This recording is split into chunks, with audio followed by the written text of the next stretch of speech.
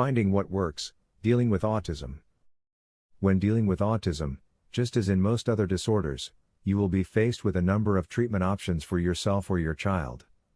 These include treatments that are educational, behavioral, biomedical, nutritional, and sensory. Unfortunately, for patients who are not affluent or who do not have good medical insurance, the cost of these treatments can be pricier than what they can afford. One way to ensure that you or your child receives the best possible treatment for autism is to carefully monitor the effects a treatment has over time. By finding out which treatments work and which do not, you can stop paying for the ineffective methods and put more of your money into those which are creating a positive difference. First, evaluate the abilities of the autistic individual before treatment begins. To do this, many services and organizations, including the Autism Research Institute, provide a checklist of evaluation points that focus on behavior and illnesses associated with autism.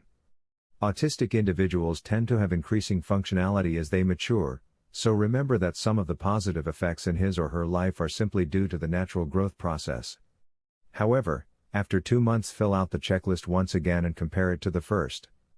Are there any sharp positive increases in behavior characteristics? If so, this is more likely due to the treatment. It is important to begin only one treatment method at a time.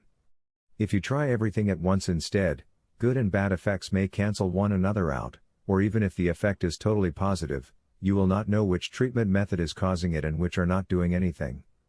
Of course, past studies can help you choose which methods to use, but because autism is an extremely complicated and individual disorder, these studies are not always helpful.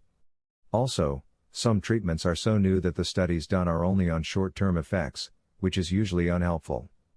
Instead, it is a process of trial and error. 2 months is a good amount of time to study the differences within an autistic individual trying a new treatment.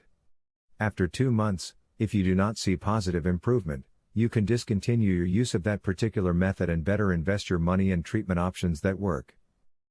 Remember that you do not always have to wait 2 months to make choices about whether to continue or discontinue a treatment method. If the side effects of a medication, for example, are interfering with the patient's life in an unbearable way, then you should discontinue the treatment. You can also make continual treatments based on immediate good reactions. Just remember to continually monitor the various methods. Autistic individuals grow and mature just like everyone else, so treatments may stop working after time. Before trying anything new, consult your doctor to make sure you are being as safe and healthy as possible.